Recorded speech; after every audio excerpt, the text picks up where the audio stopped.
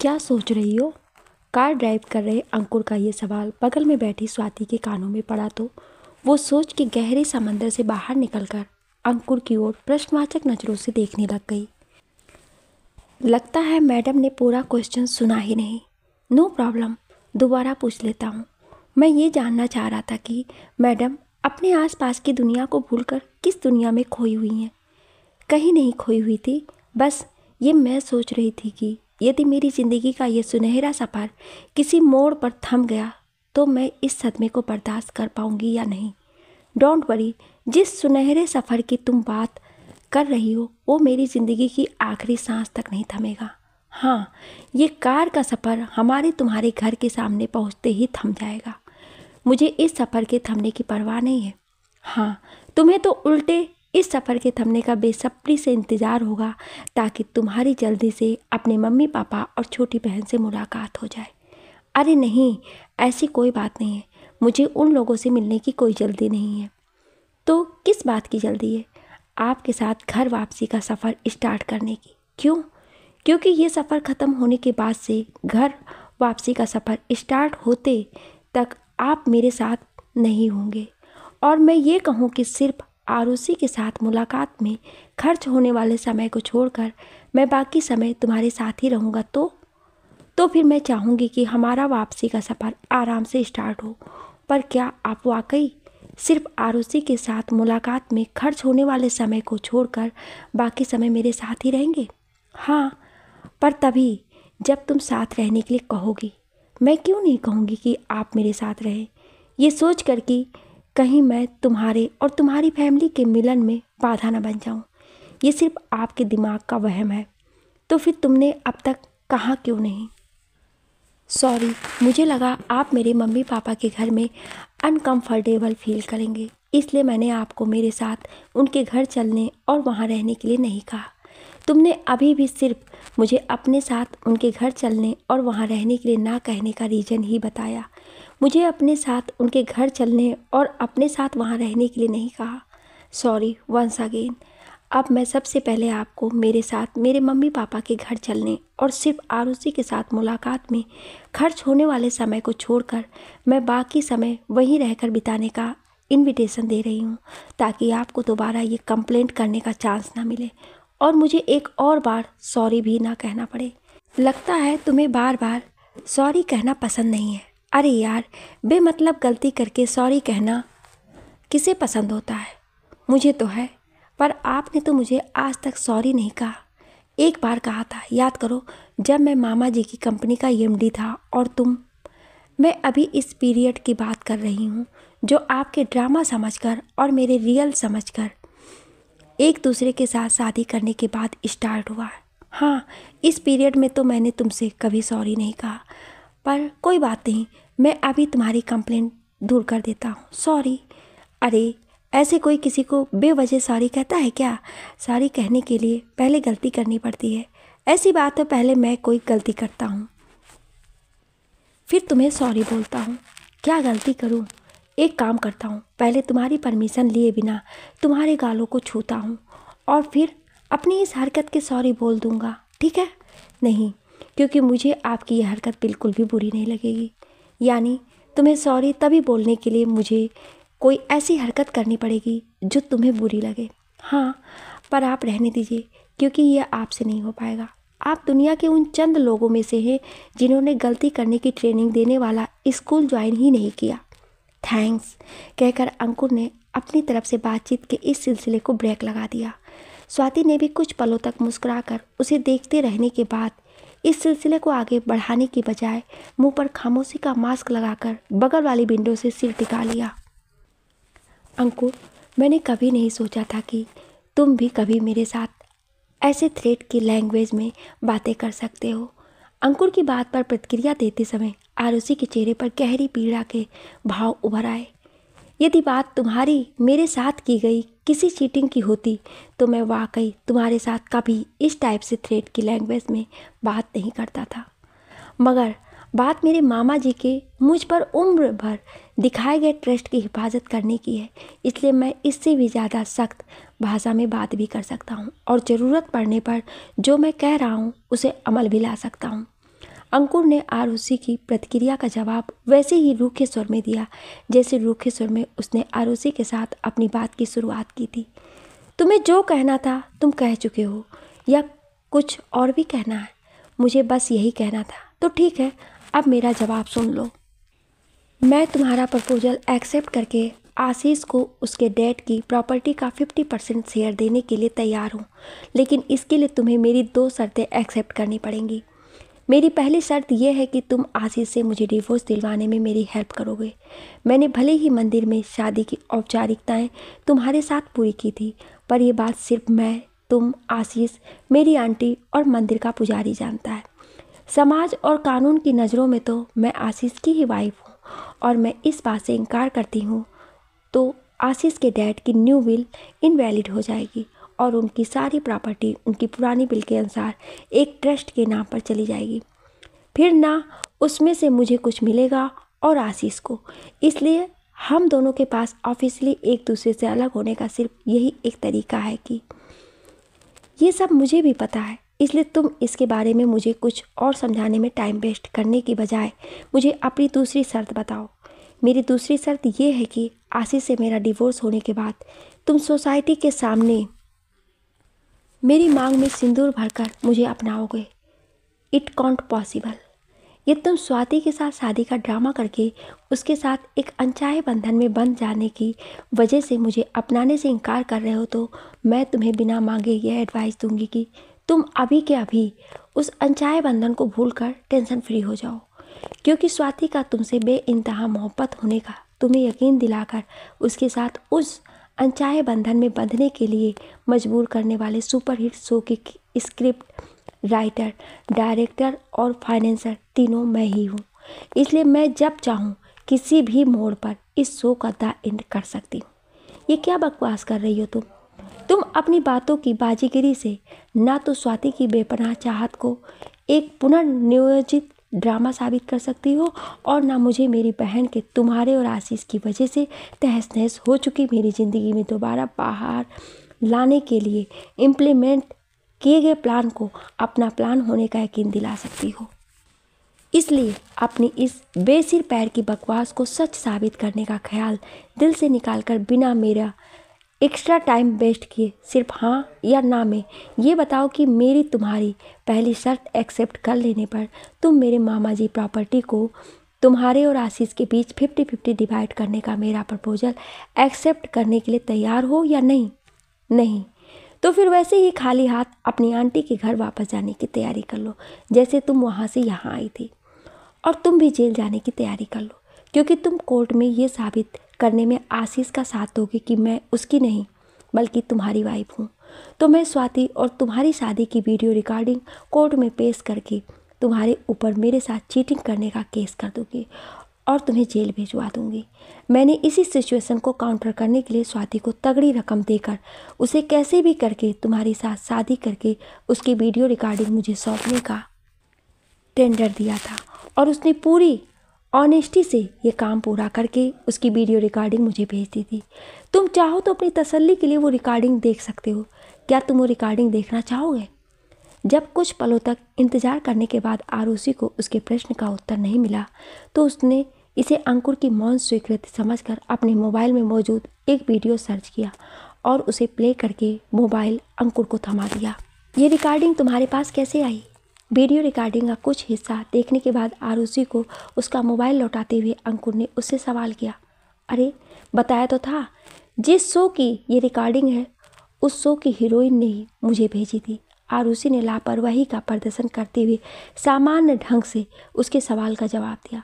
बकवास कर रही हो तुम यार। तुम्हें लगता है कि तुम्हारी इस सच्चाई को बार बार बकवास कहने से ये झूठ में तब्दील हो जाएगी, तो पहले भी जी भरकर इसे बकवास कह लो और फिर मुझसे बात करना, कहकर आरुषि चहलकदमी करती हुई घर के हाल में रखे सबसे नज़दीक वाले सोफे पर जाकर आराम से बैठ गई और अपना मोबाइल सामने पड़ी टेबल पर रखकर अंगड़ाई लेकर शरीर की अकड़न जकड़न दूर करने में व्यस्त हो गई।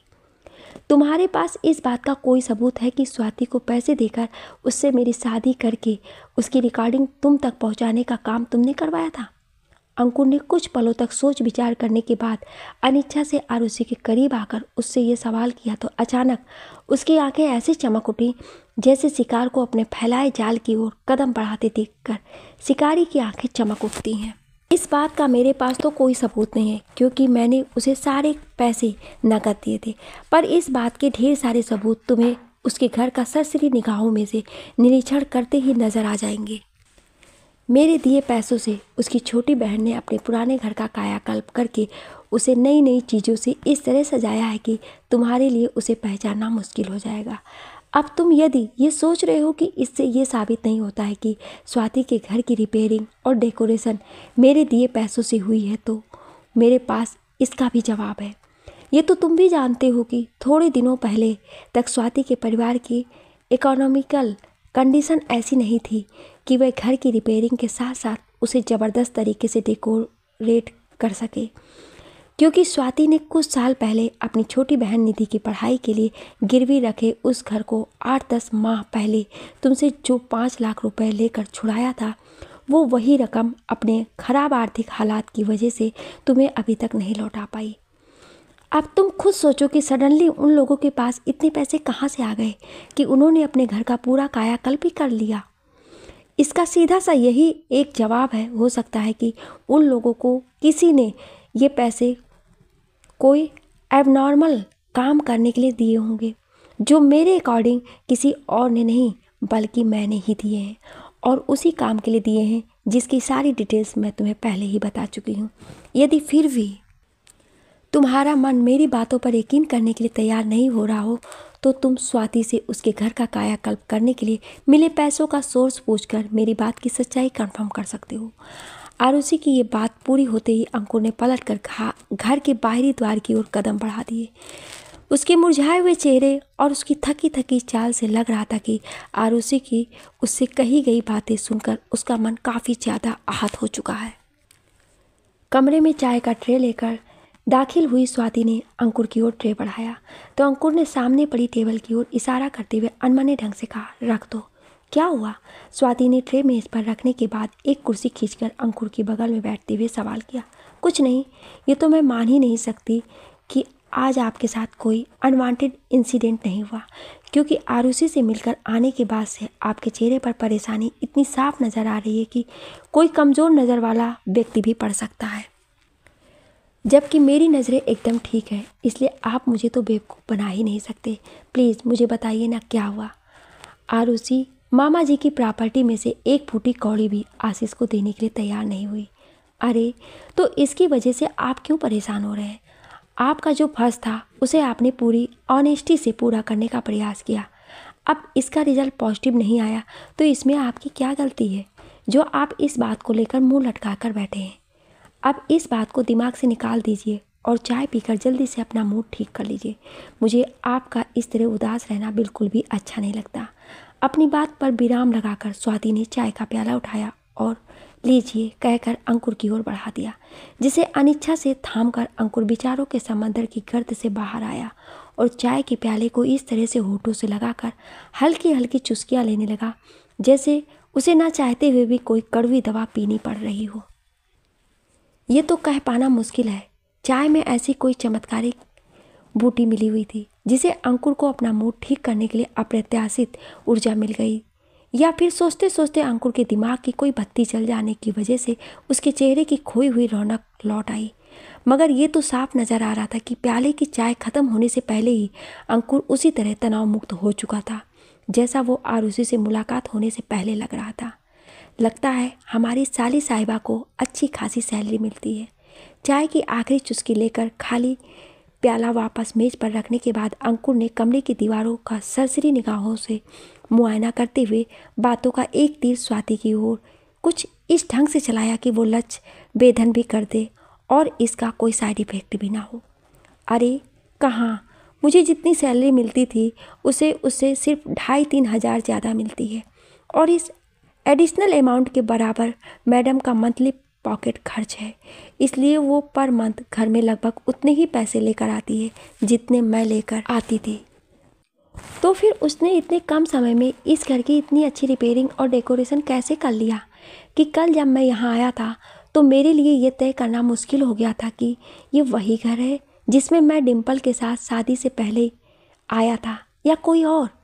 उसने अपनी शादी के लिए इस घर का कायाकल्प करने के लिए अपने एम्प्लॉयर से 8-10 माह की एडवांस सैलरी ले ली थी क्या? उसकी शादी तय होने और कैंसिल होने की बात तो सिर्फ डिम्पल दीदी के दिमाग की उपज थी, इसलिए उसे अपनी शादी के लिए एडवांस सैलरी लेकर इस घर का कायाकल्प करने की ना ज़रूरत थी और ना उसने इस पर्पज़ से ऐसा कुछ किया। इस घर का कायाकल्प तो हमारे चाचा ने यहाँ से उनकी बेटी की शादी करवाने के पर्पज़ से निधि को अपने पास से 1.5 लाख रुपए देकर करवाया है। एक्चुअली हमारे चाचा पास के चैनपुर नाम के एक गांव में रहते हैं। अभी कुछ दिनों पहले ही उनकी बेटी का रिश्ता इंदौर में रहने वाली एक फैमिली के लड़के के साथ तय हुआ है और उन्होंने ये रिश्ता इस शर्त पर तय किया कि चाचा को अपनी बेटी की इंगेजमेंट और शादी की सेरेमनी के लिए किसी शहर में एक घर का इंतज़ाम करना पड़ेगा, क्योंकि वह लोग अपने मेहमानों को लेकर उनके गांव में नहीं आना चाहते हैं और चाचा का किसी शहर में ना कोई घर है, ना हमारे अलावा किसी शहर में उनका कोई रिश्तेदार है। इस वजह से उन्हें अपनी बेटी की इंगेजमेंट और मैरिज सेरेमनी के लिए हमारा घर चुनना पड़ा और इसकी कंडीशन ठीक ना होने की वजह से अपने पॉकेट के 1.5 लाख रुपए खर्च करने पड़े। वे काफ़ी सालों से अपने हिस्से की ज़मीन के साथ साथ पापा के हिस्से की ज़मीन पर भी खेती करते आ रहे हैं, पर हर साल ढंग की फसल ना होने की बात की कहकर हमें हमारी ज़मीन की फसल के पैसे देने से इनकार करते रहते हैं। इसलिए हमने भी इस घर की रिपेयरिंग और डेकोरेशन का पूरा खर्च उनसे लेने में कोई संकोच नहीं किया। ये सब उसी समय हो गया था जब मैं शादी के बाद यहाँ आई थी, पर वापस जाने पर यह बात मेरे दिमाग से निकल गई थी, इसलिए इसके बारे में आपको नहीं बता पाई। मगर अब मुझे लग रहा है कि मैं आपको इन बातों के बारे में पहले ना बताकर बहुत बड़ी गलती कर बैठी। आपको पहले ही ये बातें बता देती थी तो आपको ये सोचकर दुखी ना होना पड़ता कि पैसे आने पर हम लोगों ने आपके दिए हुए पैसों को लौटाने की बात भूलकर घर को रिपेयर और डेकोरेट करने में खर्च कर लिए। मेरी गेसिंग बिल्कुल ठीक है ना? नहीं, तुम्हारी गेसिंग एकदम इनकरेक्ट है। यदि इस टाइप की कोई बात मेरे दिमाग में आने की वजह से मुझे दुखी होना होता तो मैं कल पहली बार इस घर में कदम आने के बाद ही दुखी हो जाता। I completely agree with you, but आपसे एग्री करते ही मेरे दिमाग में एक ये नया क्वेश्चन क्रिएट हो गया कि आप इस बात को लेकर दुखी नहीं हैं तो फिर किस बात को लेकर दुखी हैं? अरे तुम्हें बताया तो कि आपके जैसे धन दौलत की भूल भुलैया से दूर रहने वाले इंसान का किसी की प्रॉपर्टी के बंदरबाट में एक पार्टी के अपने शेयर से हाथ धो बैठने जैसी बात से दुखी होने की बात मेरे लिए डाइजेस्ट कर पाना थोड़ा मुश्किल है। पर मुझे भी आपके दुखी होने की इसके अलावा कोई और वजह नहीं नज़र आ रही है, इसलिए फ़िलहाल इस अविश्वसनीय बात पर यकीन करके आपका पीछा छोड़ देती हूँ। पर मैं आपका पीछा इस कंडीशन पर छोड़ रही हूँ कि जब मैं दोबारा इस कमरे में आऊँ तो मुझे आपके चेहरे पर वैसी ही मुस्कुराहट नज़र आना चाहिए जैसी कल के सफ़र में हमेशा नज़र आ रही थी। तुम दोबारा इस कमरे में आओगी तो मेरा चेहरा ही तुम्हें नज़र नहीं आएगा, क्योंकि मुझे अभी के अभी अपनी कंपनी की ओर से उसके रिप्रेजेंटेटिव की हैसियत से एक बिज़नेस मीटिंग अटेंड करने जाना है। एक्चुअली आज शाम के 5 बजे हमारी कंपनी के एक रिप्रेजेंटेटिव को इस शहर की एक अनप्रिपेयर्ड मटेरियल सप्लायर्स कंपनी के एक रिप्रेजेंटेटिव के साथ यहीं के एक होटल में मीटिंग करना था और मैं ऑलरेडी इसी शहर से हूँ, इसलिए अमन ने किसी को यहाँ भेजने की बजाय मुझे कॉल करके वो मीटिंग अटेंड करने की जिम्मेदारी सौंप दी और मैं उसे मना नहीं कर पाया। इस वजह से मुझे 1-1.5 घंटे की वो मीटिंग अटेंड करनी पड़ेगी। ठीक है, कर लीजिएगा, लेकिन इसके लिए आप अभी से क्यों जा रहे हैं? अभी तो 3 ही बजे हैं।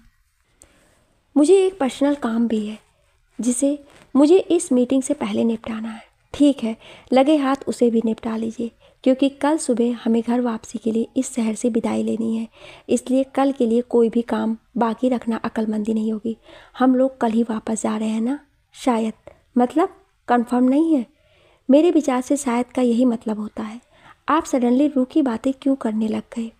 जब मैं किसी ज़रूरी काम के लिए निकलने से पहले उसके बारे में मन ही मन प्लानिंग करता हूँ और उस समय कोई मेरे साथ फिजूल की बहस करता है तो मैं इसी तरह से बात करता हूँ। सॉरी, मुझे पता नहीं था कि आप मन ही मन किसी प्लानिंग पर विचार कर रहे हैं। एनीवे, अब मैं यहाँ से जा रही हूँ ताकि मैं चाहूँ भी तो आपको दोबारा डिस्टर्ब ना कर पाऊँ। मीटिंग के लिए निकलने से पहले मेरी किसी हेल्प की ज़रूरत पड़े तो मुझे बुला लीजिएगा। थैंक्स कहकर अंकुर ने जेब से मोबाइल निकाला और स्वाति के कमरे से बाहर निकलते ही कॉल हिस्ट्री में सबसे ऊपर नज़र आ रहे डिम्पल के कॉन्टैक्ट नंबर पर कॉल करके मोबाइल कान से लगा लिया। भाई, मैं 20 मिनट के अंदर उस रेस्टोरेंट के सामने पहुंच रही हूं जिसके सामने आपने मुझे मिलने के लिए कहा था। कॉन्टैक्ट होते ही डिम्पल ने बिना पूछे ही उसे ये इन्फॉर्मेशन देकर कॉल डिस्कनेक्ट कर दी, जिसके बाद अंकुर ने मोबाइल वापस जेब के हवाले किया और गाड़ी की चाबी उठाकर कमरे से बाहर निकल गया। टेंशन मत लो, तुम्हारी कार उस पार्किंग में पूरी तरह से सेफ रहेगी। कार ड्राइव कर रहे हैं। अंकुर ने बगल में बैठी डिम्पल से ये बात कही तो अचानक उसके चेहरे पर नाराज़गी के चिन्ह उभर आए। भाई, क्या मैं आपको शक्ल से इतनी बेवकूफ़ नज़र आती हूँ जो आप ये सोच रहे हैं कि मैं ऐसे समय में, जब बरसों बाद मिले मेरे इकलौते भाई की ज़िंदगी पर एक नया ग्रहण लगने की आशंका नज़र आ रही है, इसके बारे में सोचने की बजाय अपनी कार की सेफ्टी के बारे में सोचूंगी। उसने नज़रें तरेर कर अंकुर की ओर देखते हुए सवाल किया। सॉरी को गोली मारिए और मुझे ये बताइए कि आपको आरुषि की बात में सच्चाई होने की कितनी % पॉसिबिलिटी लग रही है? ओनली 10%। और इसकी वजह आरुषि का दिया गया वो तर्क है कि जिन पैसों से स्वाति के घर का कायाकल्प हुआ है उन्हें अर्न करने के लिए उसकी फैमिली के पास कोई एबनॉर्मल काम करने के अलावा कोई और सोर्स अवेलेबल नहीं था। इसका मतलब ये हुआ कि स्वाति ने अपने चाचा के उनके एक ज़रूरत की वजह से उसके घर की रिपेयरिंग और डेकोरेशन करवाने की जो स्टोरी आपको सुनाई है उस पर आपको ज़रा सा भी यकीन नहीं है। You are right. और इसकी वजह क्या है? इसकी वजह इतनी सिंपल सी है कि कोई भी सामान्य बुद्धि का व्यक्ति थोड़ा सा दिमाग खर्च करके बिना बताए ही इसे जान सकता है।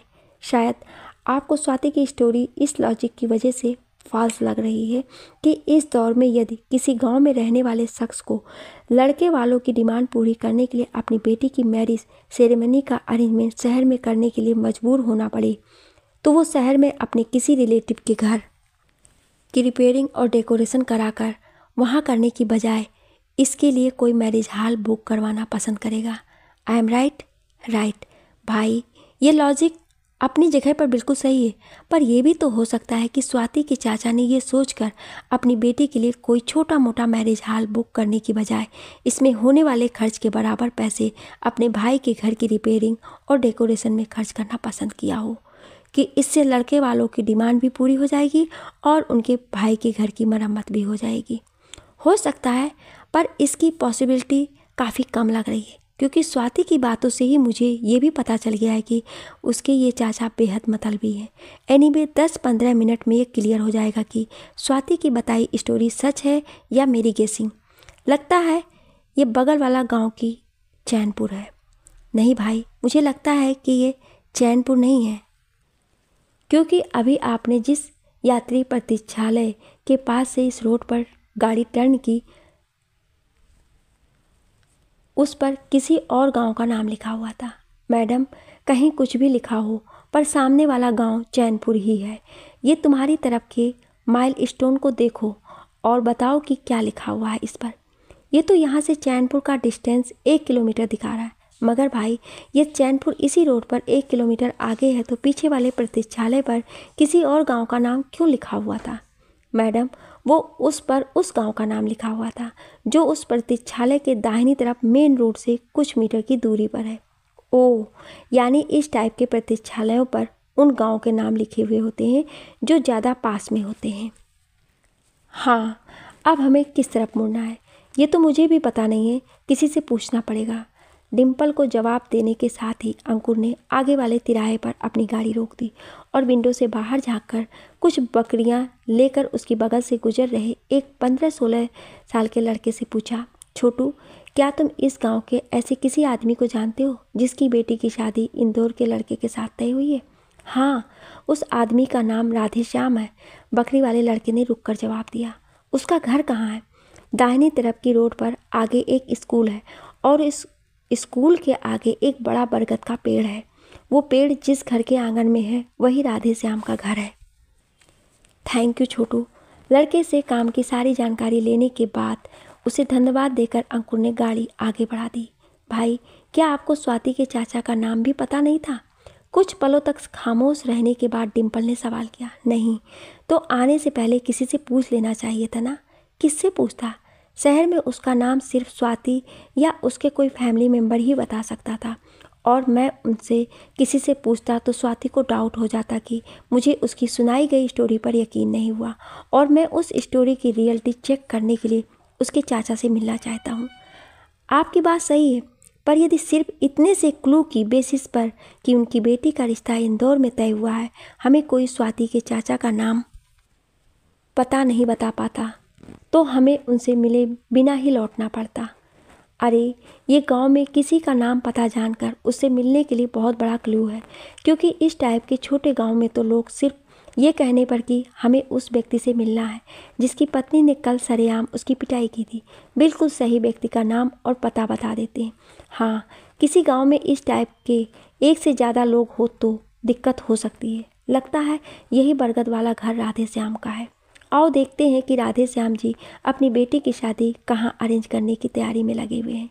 कहकर अंकुर गाड़ी का गेट खोलकर नीचे उतर गया और डिम्पल के उतरने पर उसे साथ लेकर बगल में नजर आ रहे एक मिट्टी की दीवार और खपरेल के छप्पर वाले मकान की ओर बढ़ गया।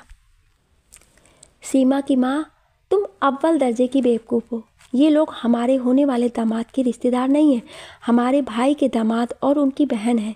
घर के अंदर निकलकर बैठक कक्ष में आए 50 से 55 साल के बीच की आयु के शख्स ने अंकुर और डिम्पल को सरसरी निगाहों से देखने के बाद उनसे बात करने की बजाय पहले अंदर झांककर अपनी पत्नी को उसकी गलती के बारे में बताया, और फिर अंकुर की ओर देखते हुए मुस्कुराकर बोला, सीमा की माँ ने आपको पहले कभी नहीं देखा, और हमारे घर इस तरह गाड़ी लेकर हमारे होने वाले दामाद या उनके रिश्तेदार ही आते हैं, इसलिए उसने आप लोगों को देखकर हमें ये बता दिया कि हमारे होने वाले दामाद के रिश्तेदार आए हैं।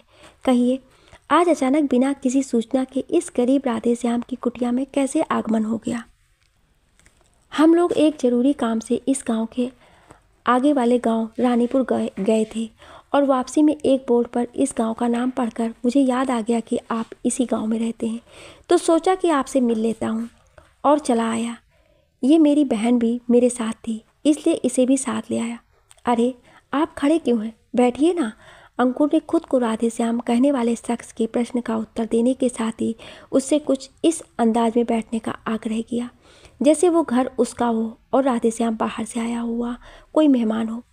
धन्यवाद दामाद जी, कहकर राधे श्याम उन कुर्सियों के सामने जिन पर अंकुर और डिम्पल बैठे हुए थे बड़ी चारपाई पर बैठ गया और अपने गंदे दांत दिखाते हुए हंसकर बोला, यह आपने बहुत अच्छा किया कि रानीपुर से लौटते हुए सीधे अपने गंतव्य की ओर ना जाकर हमारे घर आ गए। आपकी इस मेहरबानी से हम आपके घर का एक चक्कर लगाने से बच गए। दरअसल अगले माह हमारी बेटी सीमा की शादी है, और आप हमारे खानदान की, हमारी और हमारे भाई साहब की पीढ़ी के पहले दामाद हैं। इसलिए आपको अपनी बेटी की शादी के निमंत्रण की पत्रिका देने के लिए हमारा आपसे मिलना ज़रूरी था, और इसके लिए हमें आपके घर आना पड़ता। पर अब आप खुद ही हमारे घर आ गए हैं, तो आपके घर ना आकर यहीं हाथ जोड़कर आपको निमंत्रण दे देते हैं। सीमा, तुम्हारी शादी की एक कोरी निमंत्रण पत्रिका लेकर आओ, तुम्हारे जीजा जी को देनी है। साथ में वो चमकीला स्याही वाला पेन भी लाना जो हम पत्रिकाओं पर नाम लिखने के लिए लाए हैं। ला रही हूँ बाबूजी। अंदर से जवाब देने के 1-1.5 मिनट बाद जवाब देने वाली 22-23 साल की नवयुवती ने एक कार्ड लेकर राधे श्याम को दे दिया, और अंकुर व डिम्पल को सरसरी नज़रों से देखने के बाद वापस अंदर चली गई। इस लड़की ने पेन तो लाकर दिया ही नहीं। बड़ी लापरवाह लड़की है, जितना बोलो उससे एक काम कम ही करती है। पता नहीं शादी के बाद सुधरेगी या नहीं सुधरेगी तो इसके ससुराल वाले इसकी शिकायतें कर करके हमारी नाक में दम कर देंगे। सामान्य स्वर में जी भरकर अंकुर और डिम्पल के सामने बड़बड़ करने के बाद राधे श्याम ने घर के अंदरूनी कक्ष की ओर देखकर ऊंचे स्वर में कहा, अरे बेटी, तुमने हमें पेन तो दिया ही नहीं, इस पर हम तुम्हारे जीजा जी का नाम कैसे लिखेंगे? अरे चाचा जी, इतनी सी बात के लिए सीमा को क्यों दोबारा परेशान कर रहे हैं? ये लीजिए, इसी पेन से मेरा नाम लिखकर ये कार्ड मुझे दे दीजिए। ये कहने के साथ अंकुर ने अपने जेब से पेन निकालकर राधे श्याम की ओर बढ़ा दिया। धन्यवाद कहकर राधेश्याम ने अंकुर से पेन लिया और अपनी गोद में रखे कार्ड पर अंकुर का नाम लिखकर पहले उसे पेन वापस किया, फिर वो कार्ड अपने दोनों हाथों से पकड़कर अंकुर को थमा दिया। शादी का मुहूर्त अगले माह की 20 तारीख को शाम के 8:48 का है, पर आपको इससे 2-3 दिन पहले आने का प्रयास करना है, क्योंकि आप कोई साधारण मेहमान नहीं हैं। हमारे खानदान की, हमारी पीढ़ी के पहले और फिलहाल इकलौते दामाद, और हाँ, स्वाति बिटिया को साथ लाना ना भूलिएगा। अंकुर ने कार्ड हाथ में आते ही शादी की तारीख, समय और स्थान देखने के लिए कार्ड लिफाफे के बाहर निकाला, लेकिन उसके ये जानकारियां देखने से पहले ही स्थान को छोड़कर बाकी किसी भी जानकारियां राधेश्याम ने ही उसे दे ही दी। यही आना है ना? कार्ड पर शादी के प्रोग्राम की जगह देखते हुए अंकुर ने सवाल किया। जी हाँ, यहीं आने का कष्ट उठाना पड़ेगा। हम जानते हैं कि यह आप जैसे शहर में रहने वाले मेहमानों के लिए यहाँ आकर 2-3 दिन बिताना काफ़ी कष्टदायक काम है, पर हमारे पास आप लोगों को कष्ट देने के अलावा कोई और विकल्प नहीं था। हमने आप लोगों को यहाँ आकर कष्ट उठाने से बचाने के लिए हमारे भाई साहब के सामने सीमा की शादी उनके घर से करने का अनुरोध किया था, और भाई साहब ने यह अनुरोध स्वीकार भी कर लिया। लेकिन हमारी भाभी ने यह कहकर इस अनुरोध को ठुकरा दिया कि उनके घर में शादी का इंतजाम करने वाला कोई नहीं है। उनकी बात भी सही है, वह अक्सर बीमार रहने की वजह से काफ़ी कमज़ोर हो चुकी हैं, और भाई साहब भी अपाहिज हैं।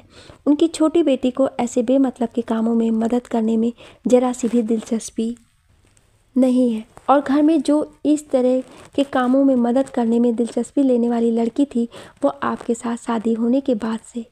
अंकुर के एक वाक्य के प्रश्न का राधेश्याम द्वारा दिया जा रहा उत्तर आर्ट के विद्यार्थियों के उत्तर की तरह कुछ और लंबा होने की पूरी संभावना नजर आ रही थी, लेकिन इस बीच उसकी बेटी सीमा के बाहर आकर उसकी ओर पेन बढ़ा देने से उसे अपना उत्तर बीच में ही छोड़ना पड़ा।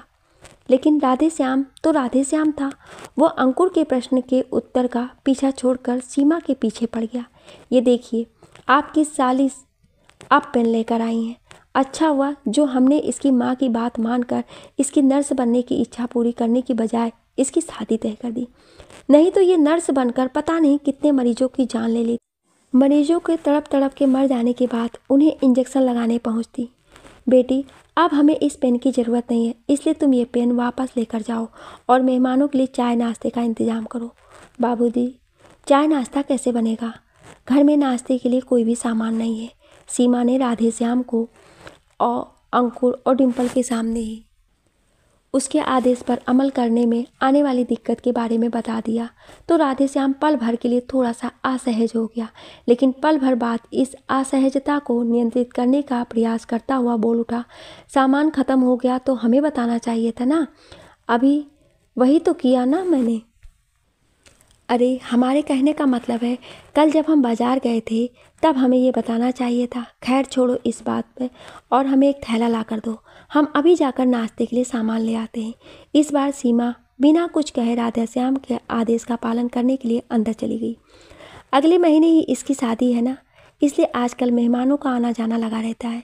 इस वजह से कभी कभी घर में नाश्ते का सामान ख़त्म हो जाता है, नहीं तो हमारे घर पहले कभी ऐसा नहीं हुआ। घर में किसी के आने की संभावना हो या ना हो, हम हमेशा बिना मांगे राधेश्याम की दी जाने वाली सफाई पूरी होने से पहले ही सीमा ने एक खाली थैला लाकर उसे थमा दिया, तो उसने अपनी सफाई का बीच में ही पीछा छोड़ दिया और अंकुर व डिम्पल से हम 5 मिनट में आ रहे हैं कहकर घर से बाहर निकल गया। भाई, हमारा काम हो गया ना? राधेश्याम के घर से बाहर कदम रखते ही डिम्पल ने अंकुर से सवाल किया। हाँ, मगर हम लोग? भाई, अगर मगर छोड़िए और मौके का फ़ायदा उठाकर अभी के अभी यहाँ से निकल चलिए, क्योंकि इस राधेश्याम नाम की मुसीबत की कुछ और स्पीच सुननी पड़ गई तो आपका मुझे पता नहीं, पर मेरा सिर दर्द झंडू बाम लगाने से भी दूर नहीं होगा। तुम्हारी बात बिल्कुल सही है, पर हम लोग ऐसे किसी को बिना बताए यहाँ से चले जाएंगे तो इन लोगों को बहुत बुरा लगेगा। तो एक काम कीजिए, इस पकाऊ आदमी की बेटी को बुलाकर उसे कोई अर्जेंट काम याद आ जाने का बहाना बताकर यहाँ से मेरा और अपना पीछा छुड़ा लीजिए। इससे किसी को ये भी नहीं लगेगा कि हम लोग बिना बताए चले गए, और हम लोग इस वाचाल आदमी की बकवास सुनने से भी बच जाएंगे। ठीक है, तुम गाड़ी में बैठो, मैं इस वाचाल आदमी की बेटी को बुलाकर कोई बहाना बताता हूँ और मैं भी आता हूँ। अंकुर ने डिम्पल को उसकी गाड़ी की चाबी थमा दी। यार, मुझे ऐसा क्यों लगता है कि इस राधे श्याम को मैंने पहले भी कहीं देखा है। गाड़ी के गांव की आबादी वाले इलाके को पार करते ही अंकुर ने डिम्पल की ओर ये मुश्किल सवाल ताक दिया। लेकिन डिम्पल को इस सवाल का जवाब देने में जरा सी भी मुश्किल का सामना नहीं करना पड़ा। उसने एक पल के लिए भी सोच विचार किए बिना ही इसका जवाब दे दिया। इसलिए क्योंकि आपने इस बंदे को पहले देखा है। आपकी और स्वाति की शादी में दुल्हन उसके मम्मी पापा और छोटी बहन के अलावा उसके साइड के जो दूसरे 6 लोग आए थे उनमें ये महाशय भी थे। ये तो मैं उसे देखते ही जान गया था कि ये महान मूर्ति भी मेरी और स्वाति की शादी में शामिल हुआ था। मैं तो इसे हम दोनों की शादी से पहले कहीं और देखने की बात कर रहा था। ऐसा है तो मैं इस बात को रिमाइंड कराने में आपकी कोई हेल्प नहीं कर पाऊंगी, क्योंकि आपने पहले उसे इसी इलाके में ही कहीं देखा होगा और मैं इस इलाके में आपके साथ इस बार के अलावा सिर्फ एक और बार आपकी और स्वाति की शादी के समय आई थी। हाँ, तुम तो इस इलाके में सब मिलाकर दूसरी ही बार आई हो। अब छोड़ो इस बात को और ये बताओ कि अब तुम्हारा आरुषि के दावे के बारे में क्या कहना है। मुझे अभी यही लगता है कि आरुषि की ही साजिश है, पर अब ये भी लग रहा है कि स्वाति के चाचा भी आरुषि की साजिश में शामिल है। पहले उसने अपनी बेटी को स्वाति के मम्मी पापा के घर से शादी करने की बात कहकर उनके घर की मरम्मत व सजावट के लिए निधि को 1.5 लाख रुपए दिए होंगे और उनके घर की मरम्मत व सजावट हो जाने के बाद स्वाति की फैमिली को बताए बिना अपनी बेटी की मैरिज सेरेमनी का प्लेस चेंज कर दिया होगा। क्या तुम्हें वाकई ऐसा लगता है कि एक टूटे फूटे घर में रहने वाला इस कंजूस टाइप के आदमी ने सिर्फ इसलिए स्वाति के घर की रिपेयरिंग व डेकोरेशन के लिए अपने पॉकेट के 1.5 लाख रुपए खर्च कर दिए होंगे ताकि मैं आरुषि की बात की रियलिटी चेक करने के लिए स्वाति से सवाल करूं और वो अपने घर के कायाकल्प होने का जो रीज़न मुझे बताए वो फाल्स साबित हो जाए? हाँ, पर मुझे लगता है कि ये 1.5 लाख रुपए स्वाति के चाचा ने अपने पॉकेट से नहीं बल्कि आरुषि से लेकर दिए होंगे और इस काम के बदले इतने ही या इससे थोड़े कम या थोड़े ज़्यादा पैसे उसने भी आरुषि से लिए होंगे। डिम्पल, तुम्हारी ये थ्योरी पूरी तरह से बेसलेस नहीं है, पर मुझे तुम्हारी इस थ्योरी पर ढेर सारे अनबिलीवेबल फैक्ट्स नज़र आ रहे हैं। इसमें पहला अनबिलीवेबल फैक्ट ये है कि मुझे आरुषि के पास ये जानने का कोई सोर्स नज़र नहीं आ रहा है कि स्वाति के चाचा की बेटी की अगले माह शादी होने वाली है और स्वाति का चाचा इस शादी के बहाने से स्वाति के घर का कायाकल्प करके उसे इस टाइप के शक के घेरे में फंसा सकता है। दूसरा अनबिलीवेबल फैक्ट ये है कि यदि स्वाति के चाचा ने उसकी बेटी की शादी की जगह चेंज की होती तो ये बात अभी तक स्वाति और उसकी फैमिली को पता चल गई होती, क्योंकि स्वाति के चाचा ने उसकी बेटी की शादी के इनविटेशन कार्ड प्रिंट कराकर लोगों को बांटने का काम भी स्टार्ट कर दिया है। इसके अलावा इस थ्योरी पर मुझे यकीन न हो पाने के कुछ और भी छोटे मोटे रीजन्स हैं, जैसे आरुषि ने अपनी तरफ से मुझसे कांटेक्ट करके स्वाति के बारे में ये सब बताने की कोशिश करने की बजाय इसके बारे में तब बताया जब मैंने खुद उससे मुलाकात करके उसे मामा जी की प्रॉपर्टी में से आशीष को 50% शेयर न देने पर उसके दुष्परिणाम भुगतने की धमकी दी। यदि आरुषि ने स्वाति को मेरी नज़रों से गिराने के लिए ऐसा कोई प्लान बना रखा था तो वो मुझसे खुद कांटेक्ट करके ये बात बताती, क्योंकि मेरे अगले माह की 20 तारीख तक उससे मेरे कांटेक्ट ना करने पर उसका ये प्लान अपने आप यूजलेस हो जाता, क्योंकि इस डेट तक स्वाति भी जान जाती थी कि उसके चाचा ने उसकी फैमिली के साथ कोई गेम खेला है और वो मुझे उसके घर की कायाकल्प का ये रीज़न नहीं बताती जो उसने आज मुझे बताया है। फिर वो इस रीज़न के साथ साथ उसके चाचा के गेम के बारे में भी बताती। भाई, आपके सॉर्ट आउट कि ये सारे फैक्ट्स इस बात की ओर इशारा कर रहे हैं कि स्वाति को किसी साजिश का शिकार नहीं बनाया जा रहा है, बल्कि वो खुद आपके खिलाफ की गई एक साजिश का हिस्सा है।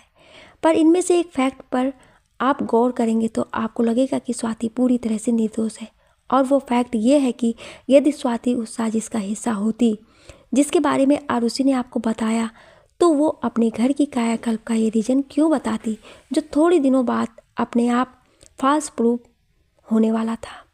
एक्चुअली मैं ये कहना चाह रही हूँ कि आप आज इस रीजन की रियलिटी चेक करने नहीं आते, तब भी अगले माह की 20 तारीख को आपके उसके साथ उसके चाचा की बेटी की शादी में आने पर या फिर उससे पहले ही आप इस शादी का इनविटेशन कार्ड मिलने पर जान जाते कि स्वाति का बताया रीजन फॉल्स है। इस पर आपका क्या कहना है? मुझे लगता है इस बात को फॉल्स प्रूफ होने से बचाने के लिए स्वाति का आगे का प्लान ये रहा होगा कि वो उसके चाचा की बेटी की शादी का इनविटेशन कार्ड मुझ तक पहुंचने ही ना दे और इनविटेशन ना होने की बात कहकर मुझे इस शादी में शामिल होने भी ना दे। या फिर उसने मुझसे किसी ऐसे मोड़ पर रिश्ता तोड़ने का मन बना रखा होगा जब उसके मुझसे प्यार का नाटक करके शादी करने की असली वजह मेरे सामने आ जाए, या जब आरुषि उससे मुझसे रिश्ता तोड़ने के लिए कहे। भाई, आपको पूरा यकीन हो गया है कि वो आरुषि के चेस गेम की ही क्वीन है, तो आप आरुषि को कॉल करके ये क्यों नहीं कहते कि आप उसे अपनाने के लिए तैयार हैं? पर इसके लिए उसे स्वाति को अभी के अभी आपकी लाइफ से बाहर निकलने के लिए एग्री करना होगा। जब आपके पास ऑलरेडी आरुषि नाम की इस सुपर्णखा की रियलिटी चेक करने का ऑप्शन अवेलेबल है, तो आप क्यों स्वाति नाम की सीता की रियलिटी चेक कर रहे हैं?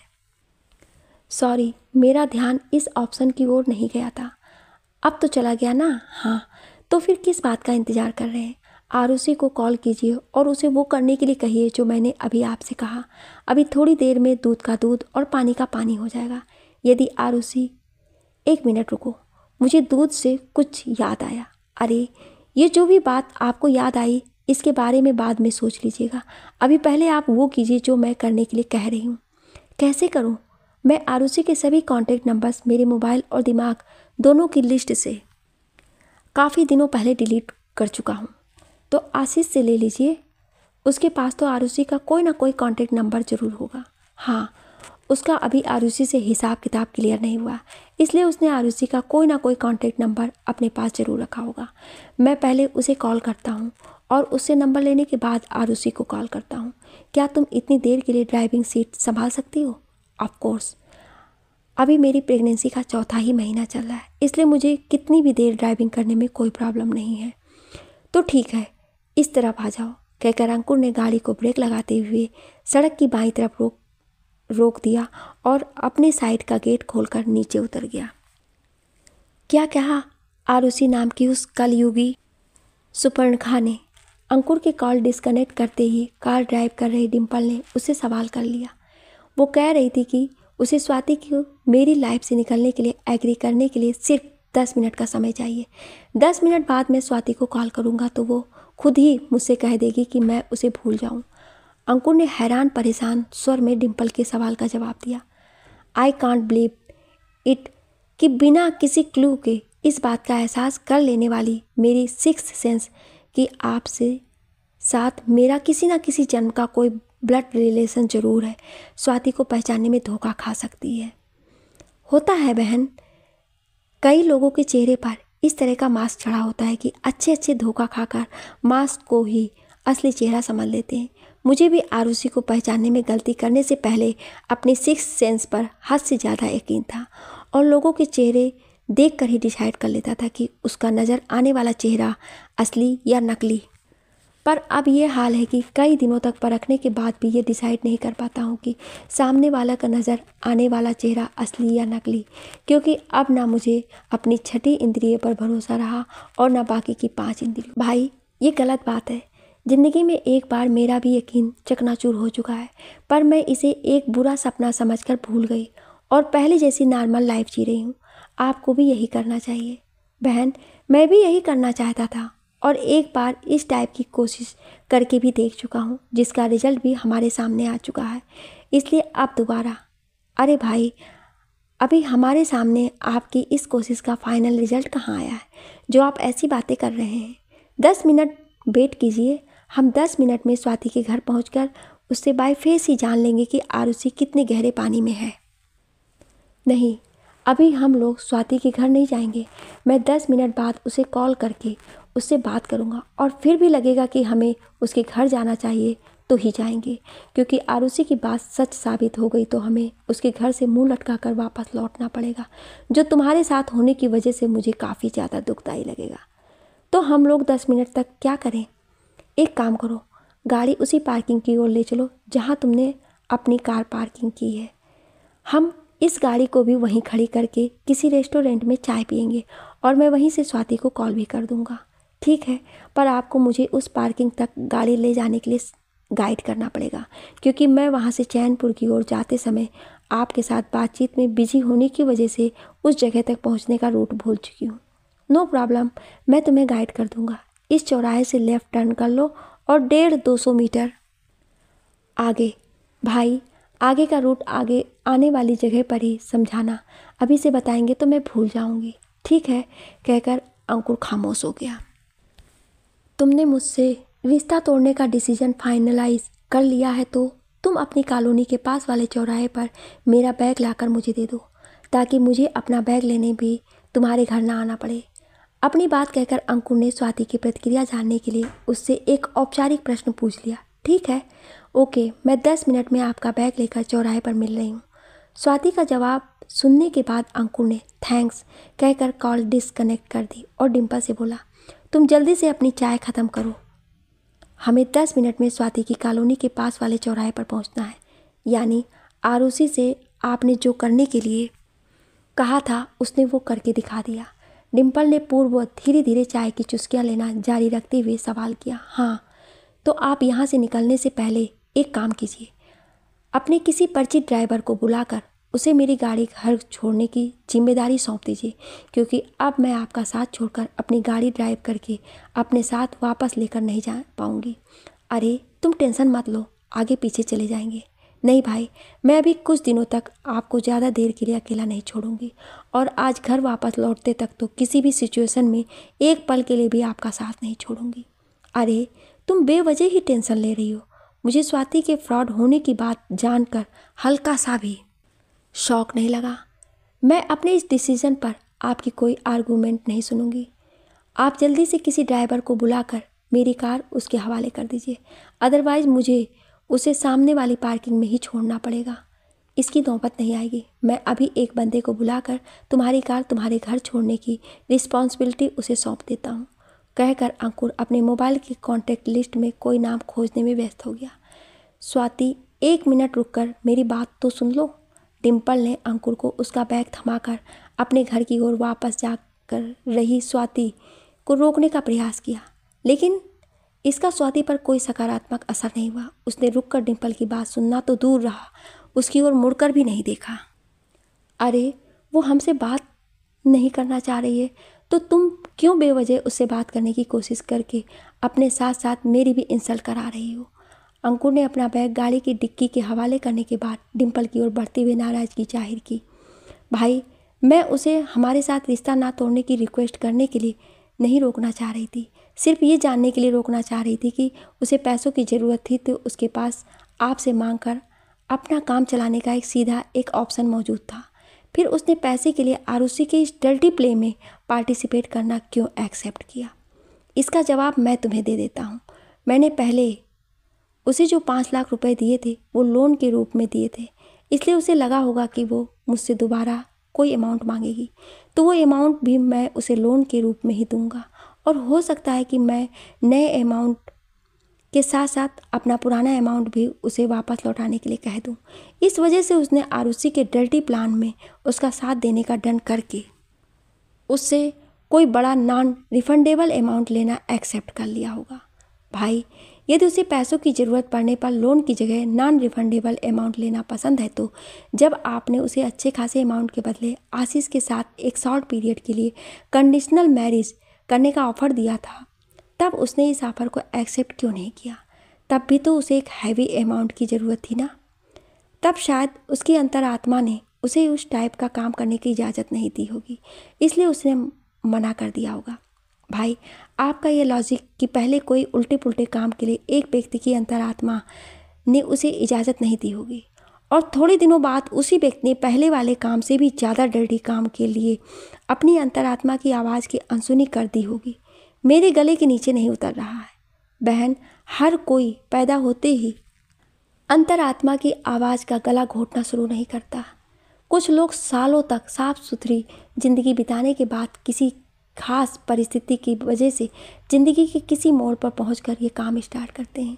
शायद स्वाति की ज़िंदगी का ये वही मोड़ था जिस पर उसे बरसों से बुलंद करके रखी अपने ज़मीर की आवाज़ और सालों तक मेहनत करके पाले पोसे अपने सिद्धांतों को तिलांजलि देने में ही अपनी भलाई नज़र आई होगी।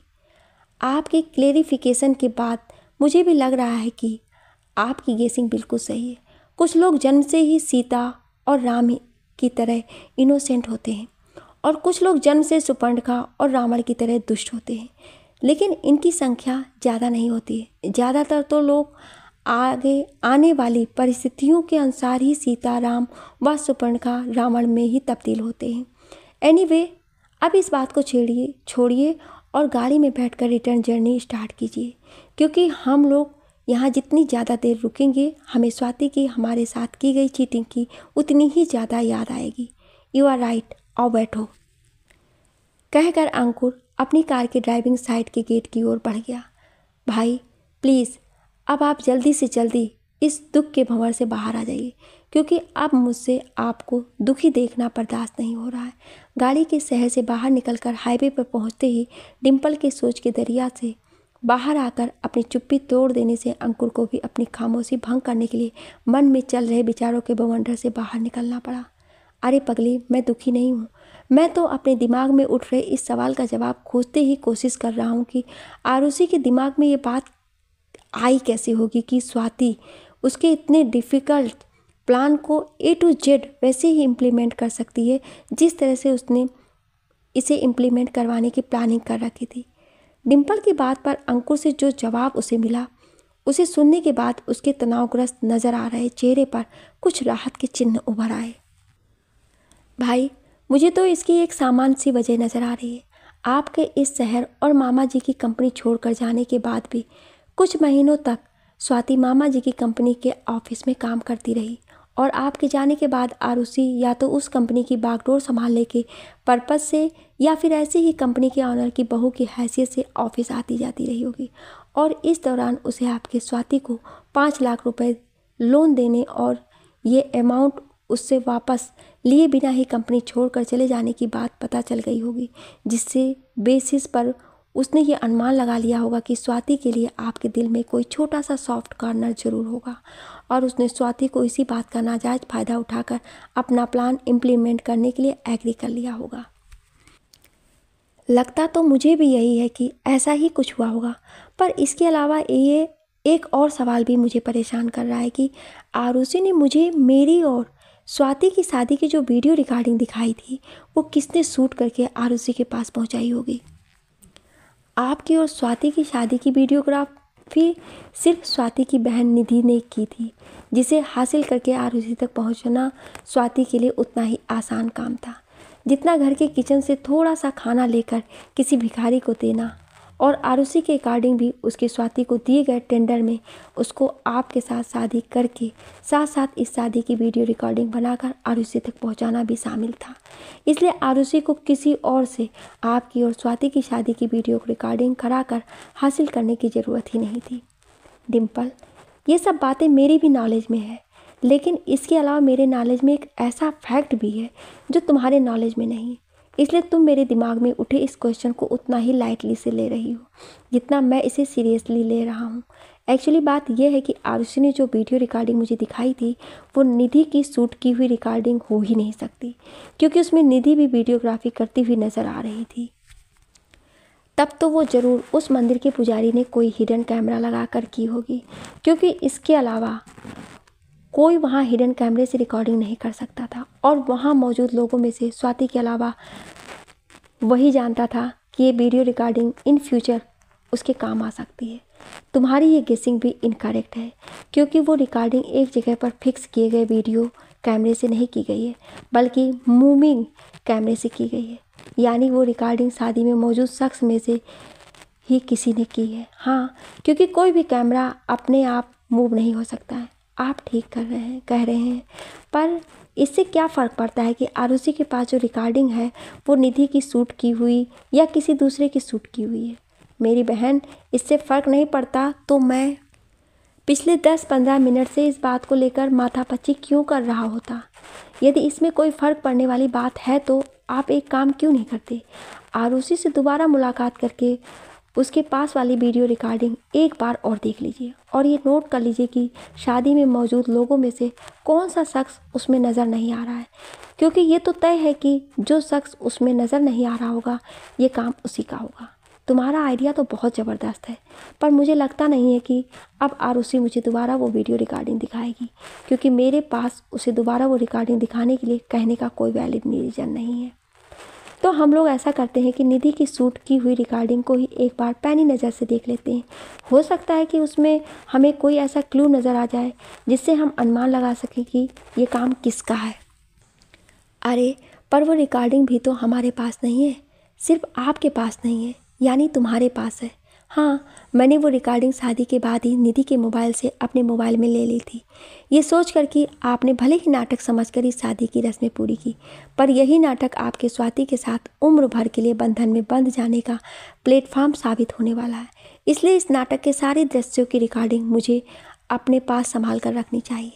चलो, तुमने जिस पर्पज़ से वो रिकॉर्डिंग अपने पास संभाल कर रखी थी, उस पर्पज़ से वो देखने के काम तो नहीं आएगी, पर आज इस क्वेश्चन का आंसर जानने में ज़रूर काम आएगी, जो कि आरुषि की बिसात का वीडियो बनाने वाला नया मोहरा कौन है। भाई, मुझे लगता है कि आरुषि का वो मोहरा राधेश्याम की बेटी सीमा है। वो उस दिन शादी की सारी रस्में निपटने तक हम लोगों से अलग अलग ही खड़ी रही, इसलिए मैं ये देख नहीं पाई थी कि वो भी शादी की वीडियोग्राफी कर रही थी। लीजिए, देखिए और डिसाइड कीजिए कि वो अपने मोबाइल से जिस एंगल से शादी का वीडियो बनाती नज़र आ रही है, वहाँ से आरुषि के पास वाले वीडियो की रिकॉर्डिंग शूट होना पॉसिबल है या नहीं। वो वीडियो इसी एंगल से बना हुआ है जहाँ ये खड़ी है। डिम्पल का बढ़ाया मोबाइल हाथ में लेकर थोड़ी देर देखने के बाद अंकुर ने उसे वापस लौटाते हुए कहा, तो अब आप मुझे ये भी बता दीजिए कि ये कंफर्म होने के बाद कि आरुषि के पास जो वीडियो रिकॉर्डिंग है वो सीमा की शूट की हुई है, आप किस नतीजे पर पहुँचे। इससे यह नतीजा निकलता है कि आरुषि की मेरी और स्वाति की शादी की रिकॉर्डिंग स्वाति के उस तक पहुंचाने वाली बात झूठ है। कैसे? यदि शादी का कोई वीडियो स्वाति उस तक पहुंचाती तो उसकी बहन निधि से उसका शूट किया हुआ वीडियो पहुंचाती थी, ना कि अपनी कजिन सीमा से लेकर। मैं आपकी बात से पूरी तरह से सहमत नहीं हूँ, क्योंकि स्वाति के लिए सीमा से वीडियो लेना भी ज़्यादा मुश्किल काम नहीं है, पर आपकी बात में थोड़ा दम इस वजह से लग रहा है कि सीमा स्वाति के साथ नहीं रहती थी, और ना पूरी शादी के दौरान मुझे ऐसा लगा कि वो स्वाति की ज़्यादा क्लोज है। इसलिए स्वाति का आरुषि को भेजने के लिए अपनी बहन निधि की बजाय सीमा से वीडियो लेना थोड़ा एबनॉर्मल लग रहा है। पर चलिए, हम इसे फ़िलहाल 100% एबनॉर्मल बात समझ कर ये मान लेते हैं कि आरुषि तक शादी का वीडियो स्वाति ने नहीं, किसी और ने पहुंचाया है। अब बताइए कि इससे हमारी लास्ट थ्योरी पर क्या फाइनल इफेक्ट पड़ रहा है।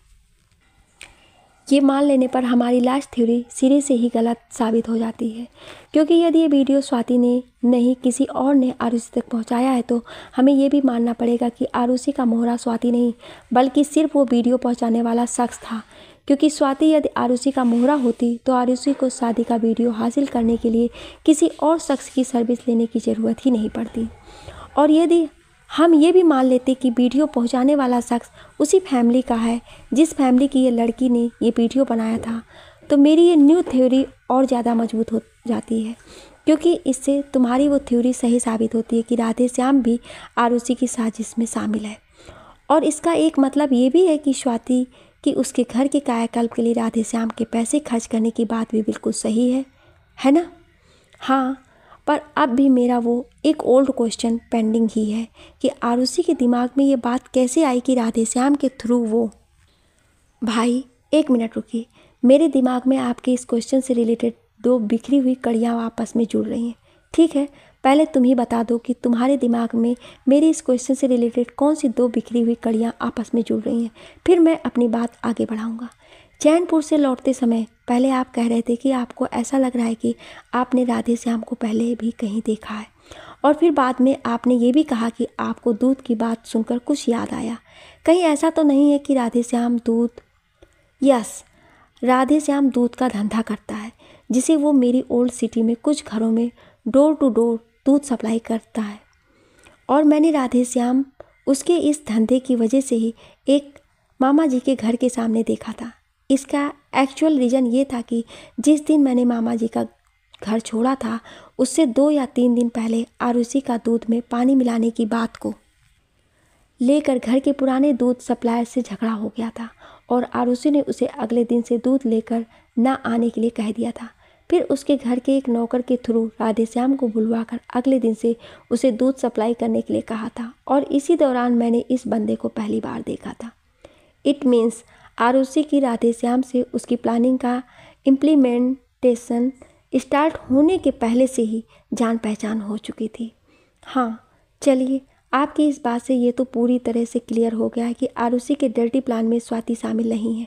पर अब ये एक क्वेश्चन क्रिएट होता है कि यदि स्वाति ने मेरी हेल्प से नॉर्मल वे में आपके साथ शादी की और इसके बारे में किसी ऐसे शख्स को हम में से किसी ने नहीं बताया जो आरुषि को बता सकता था, तो आरुषि को कैसे पता चला कि आप किस डेट को किस जगह स्वाति के साथ शादी करने वाली हैं?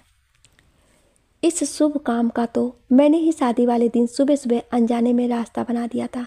उस दिन मैंने इस डर से उस मंदिर के पुजारी को मुंह बंद रखने के लिए पैसे देते समय ये बात बता दी थी कि कहीं वो स्वाति के मम्मी पापा के सामने मुझसे मेरी और आरुषि की शादी के बारे में कुछ ना पूछ ले। वो पुजारी लालची भी है और शादी से 2-2.5 घंटे पहले ही ये भी जान गया था कि आरुषि से कुछ माह पहले शादी करने वाला शख्स आज किसी और के साथ उसकी ही मंदिर में शादी करने वाला है। पर मुझे इस बात की पॉसिबिलिटी कम ही लग रही है कि आरुषि को शादी से पहले ये बात उस लालची पुजारी ने बताई होगी, क्योंकि वो आरुषि का कॉन्टैक्ट नंबर या एड्रेस शायद ही जानता होगा। मुझे लगता है कि इस सारे फसाद की जड़ राधेश्याम ही है।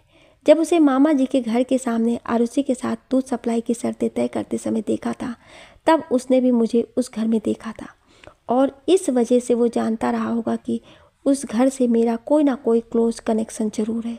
शायद इसलिए उसने मेरी और स्वाति के साथ शादी में शामिल होने के बाद अगले दिन दूध सप्लाई करते समय हम दोनों की शादी की बात आरुषि को बताई होगी और फिर आरुषि ने राधेश्याम से उसकी बेटी का बनाया हुआ वीडियो लेकर उसी की मदद से अपने डर्टी प्लान को इम्प्लीमेंट करने की प्लानिंग की होगी।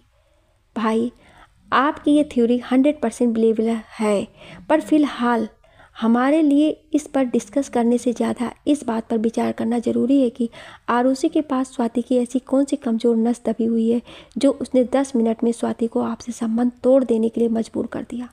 हाँ यार, अभी एक नई मिस्ट्री हमारे सामने सिर उठाकर खड़ी हो गई है। एनीवे, तुम इसे लेकर टेंशन मत लो, क्योंकि ये मिस्ट्री मेरी स्वाति से एक बार मुलाकात करते ही अपने आप सॉल्व हो जाएगी। ये भी इतनी आसानी से सॉल्व नहीं होगी भाई, जितना आसान आप समझ रहे हैं। स्वाति हम लोगों के साथ कोई भी बात करने के लिए तैयार नहीं है, इसलिए उससे कुछ उगलवाना आसान नहीं होगा।